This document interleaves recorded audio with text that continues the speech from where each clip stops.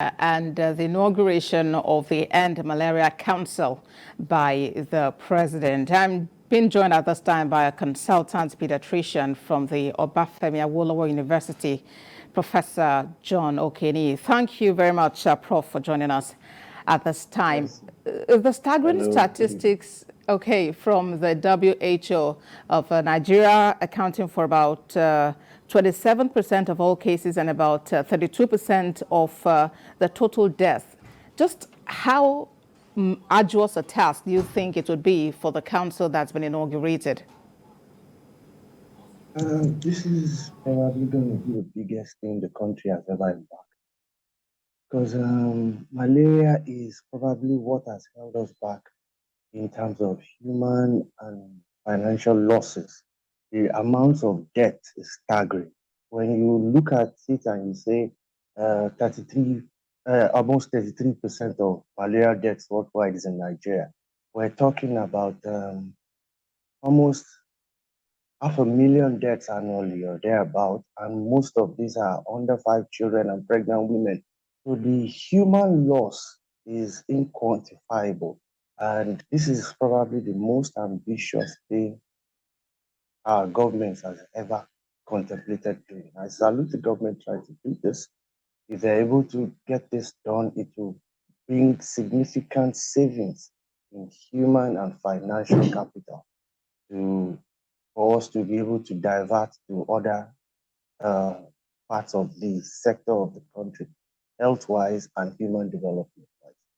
All right. The pregnant women and infants are especially vulnerable. They're a vulnerable group. How would you say the council should go about caring for, especially this category of people?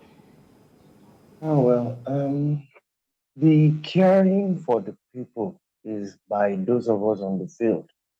But while we take care of each and every person one-on-one, the council will have the yeoman task of having the bird's eye view of the holistic management and eradication procedures. There are many things that will come into play. First and foremost is the political will and commitment.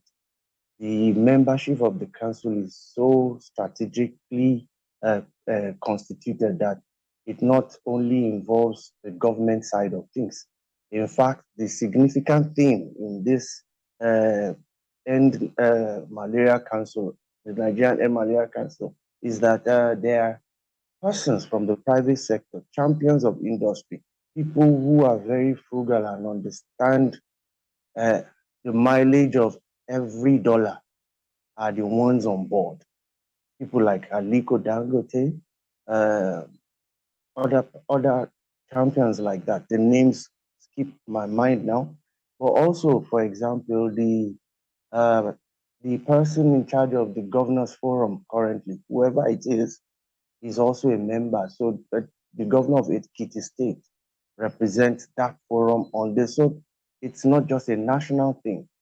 Subnational level is adequately catered for.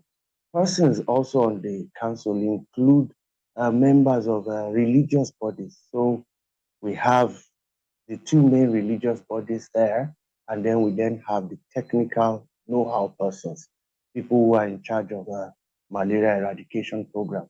So it's a well-constituted council.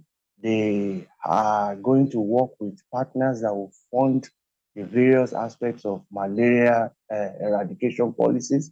They will also continue to work. All right, Prof. Okeniyi, very quickly, let me come in here.